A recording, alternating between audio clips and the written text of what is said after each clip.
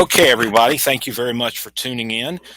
This isn't going to be a long session. I know that spring break just ended, and I want to thank everybody for tuning in for our live Q&A, optional Q&A session for Public Administration 6123 Economic Development for Monday, March 13th. And thank everybody for being on board.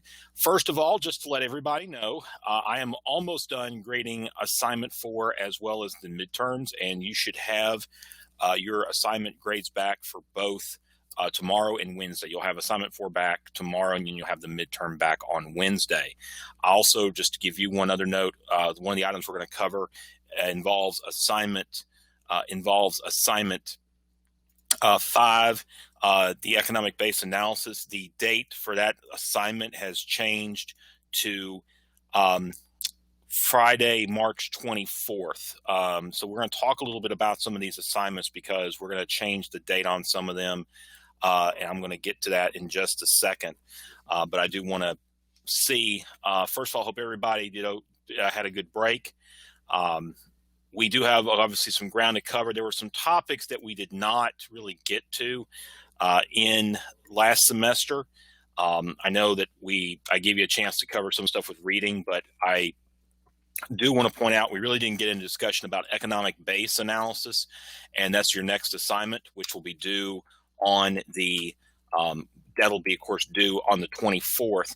And then, of course, we really didn't talk much about input-output models, which is a component of economic base analysis, but we really didn't get a chance to talk about those subjects in depth. And I need to be I've been doing some reading up on them and doing some work, but I will be doing some additional work in the next couple of days to prepare for that.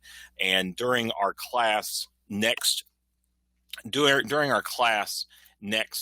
week, during our live session next week, I'll be able to provide some additional background. But I did want to go over the assignment 5. And this course, this is being recorded, so you will have a chance with this being recorded to go back and take a look at it. So I'm just going to pull up the screen,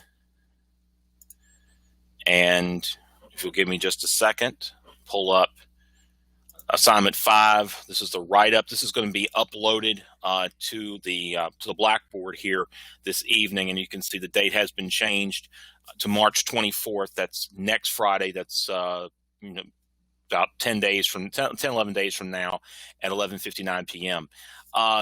Basically, base analysis deals with the idea that you're really trying to look at, what are those components of your overall economy that you export. In other words, what are the products and services that you provide that you're using as your commodity or your currency in order to facilitate trade beyond your local area.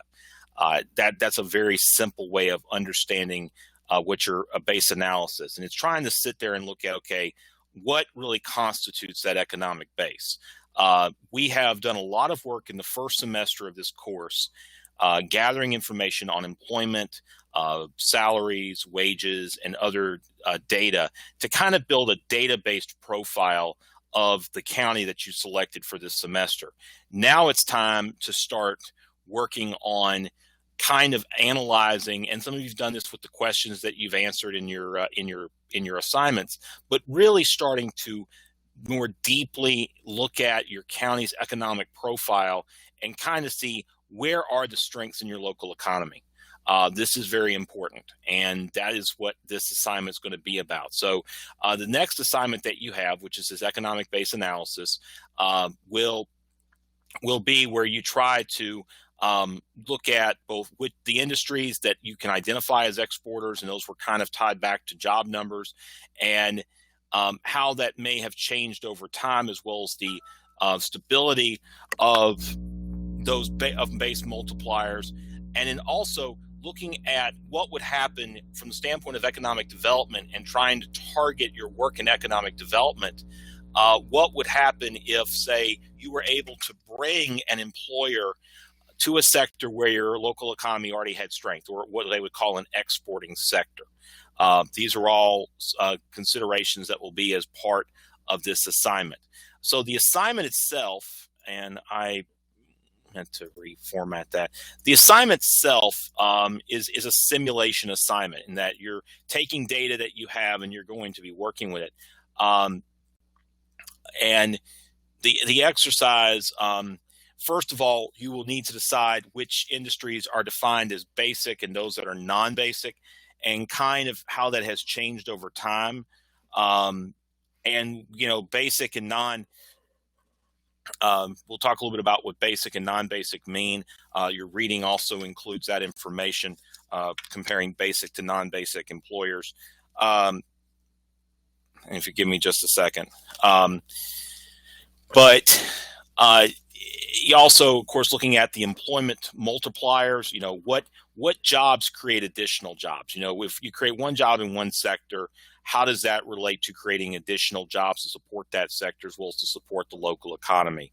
And then be able to then take that and say, if we found 150, if we were able to take 150 jobs in an exporting sector, what would that impact actually be?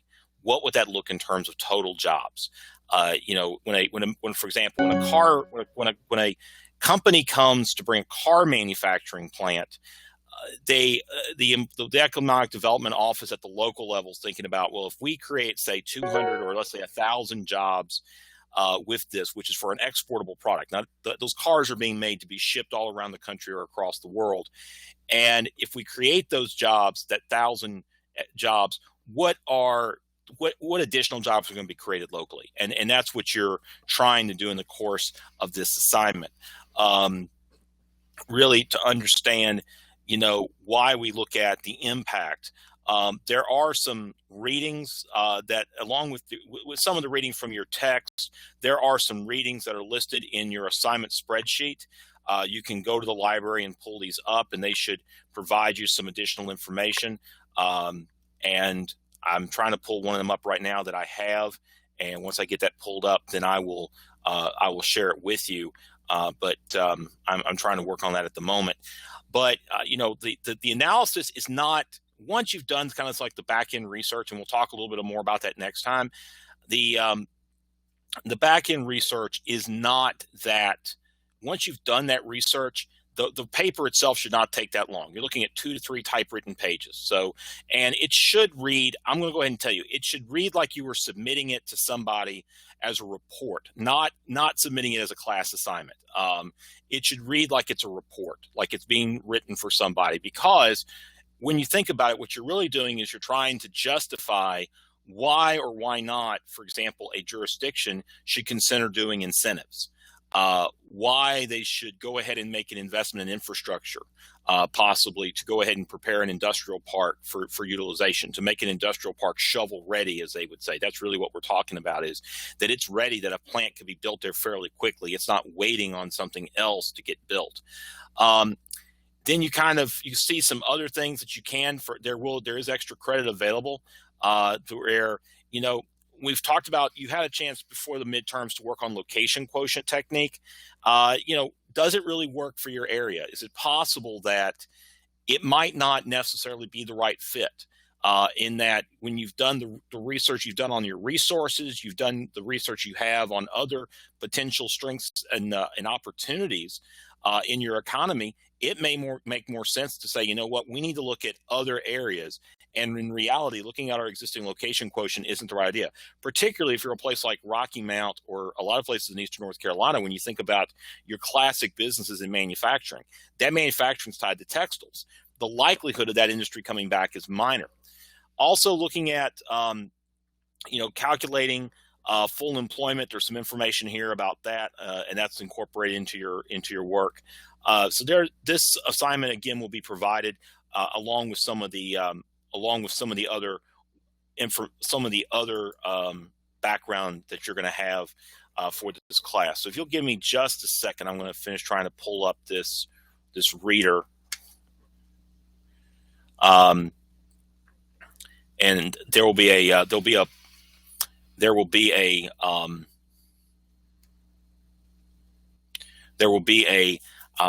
some information as well on this, and I'm trying to see what I can. see what I can pull up. The book, one of the resources is, and I'm going to show you this, and there's a link in your spreadsheet, in your assignment spreadsheet.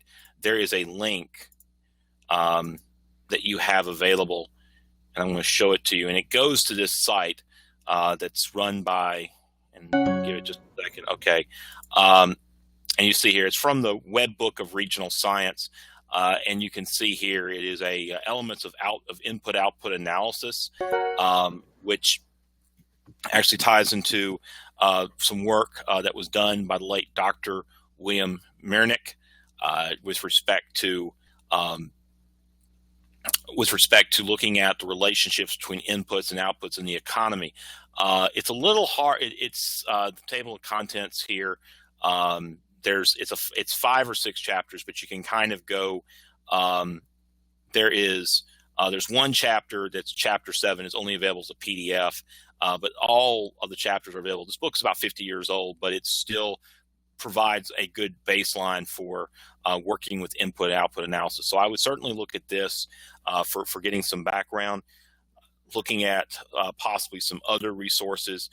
Some of the other items that are in your that are listed, if you look those up through the university library, you should be able to find those as well.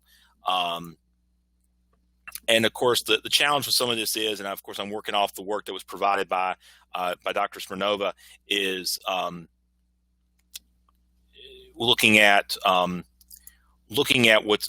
various resources that are available, and sometimes these resources do kind of fall out of style. They sometimes are available and sometimes they're not. So I'm going to pull up. There was one here that provides some information, understanding economic multipliers. And multipliers are kind of a challenge because multipliers, they're out there.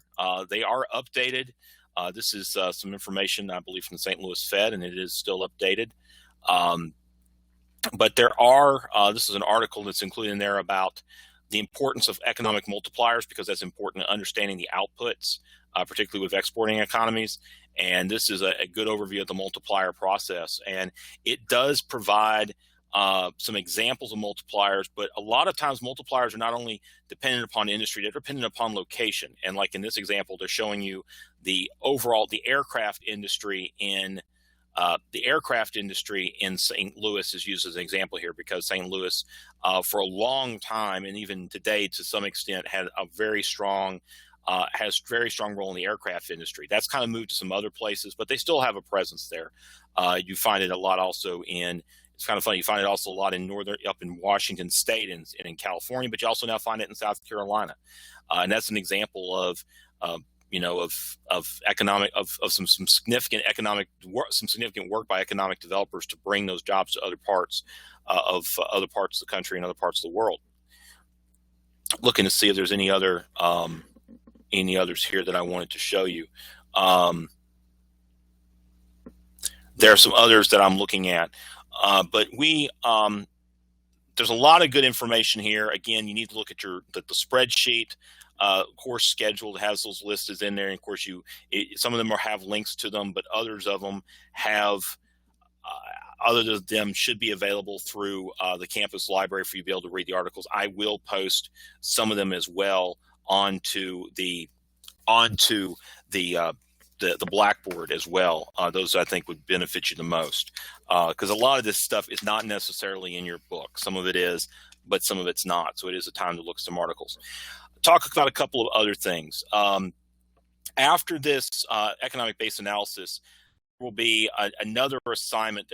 My goal was to have 2 assignments, but in reality, I'm probably going to drop one, and that's the pro forma, because I've looked at kind of the research on pro formas, and I thought it was going to be easier than it is. And trying to do a pro forma is a lot more difficult. And what a pro forma really is it's kind of like developing a business plan for a given project. And looking at economic development, while there is importance to that, in reality, if you are working in economic development, chances are you're going to be working with consultants or with other firms that are specific to a given sector of the economy to work up business plans. And a lot of this can be like if you're looking at doing a startup.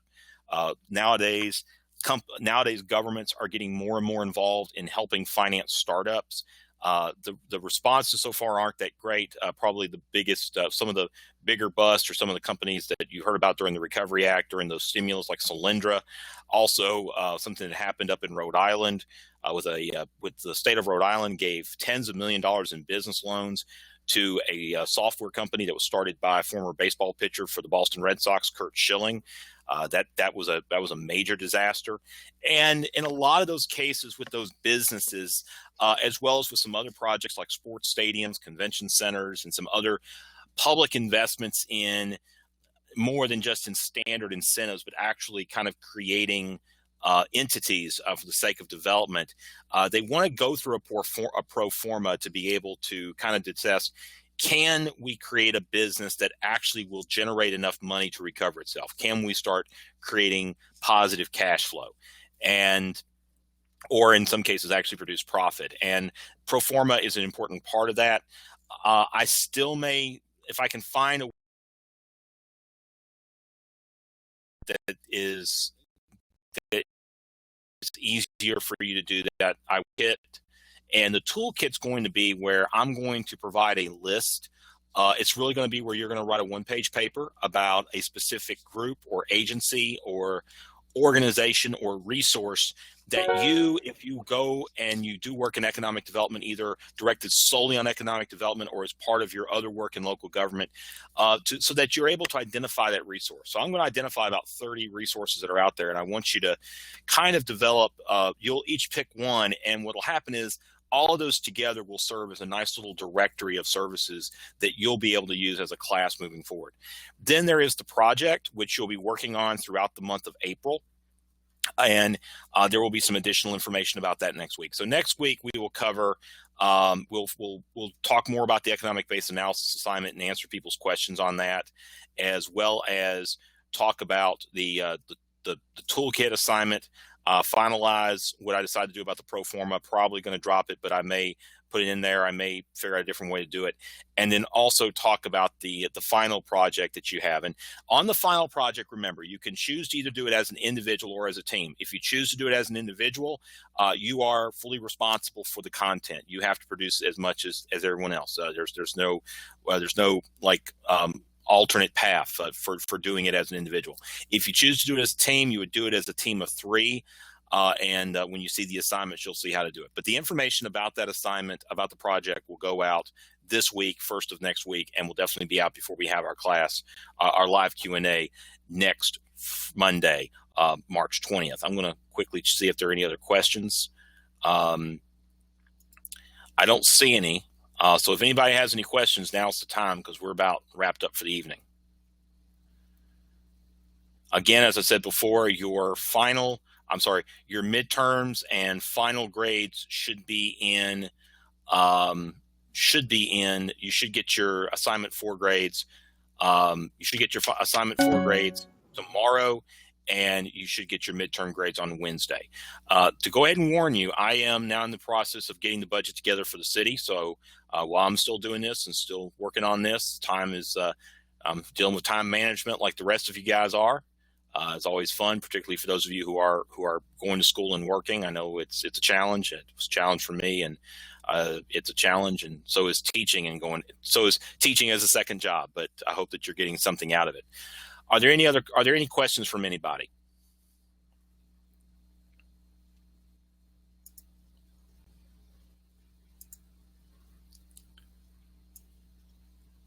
Seeing that there are no questions, I'm going to go ahead and close out for the evening. Well, wait a second. Pretty much done with the lectures. There are going to be some more lectures. There will be more lectures. I promise there will be more lectures. There should be more. I also have recorded, 2 video interviews that I'm going to post online by the end of hopefully this week or next week. And they will be part of some work that we're going to be doing with the final exams. The final is going, I will tell you right now that the goal will be that the course lecture material that we are going to be covering, along with some of these interviews that you're going to see, are going to be tied to the final exam. So that's what the final will be. The final will be some additional review of what we covered in the midterm, but the final is going to be more tied to the reading and some of the lecture material. So we do have additional topics to cover, and I do plan on covering those with some lectures. I know that I haven't done as many as I probably should, but hopefully not. Hopefully y'all are still learning the basics of what you feel like you need to learn from this course. And I will go ahead and say this: if there's anything in particular from the reading that y'all would like for me to cover, I will be happy to work on that. Also, remember, you have your 2 independent reading assignments that are due that you need to write up. So make sure that you're working on those. The deadline, I believe I said the deadline for middle of next month for having those done. So that you have them done. You can't wait until the end. So you need to make sure that you've read them and that you've posted your threads in Blackboard about your readings to make sure that you've done that as well, because those will be due. One of those has to be a research work. One of them does not, but those two write-ups are due here pretty soon. And with that, I don't see any other questions. Okay, so seeing none, thank you everybody for tuning in, and I look forward to talking to y'all again very soon. Take care and have a good rest of the week, and we will chat again. Next Monday, March 20th. Take care.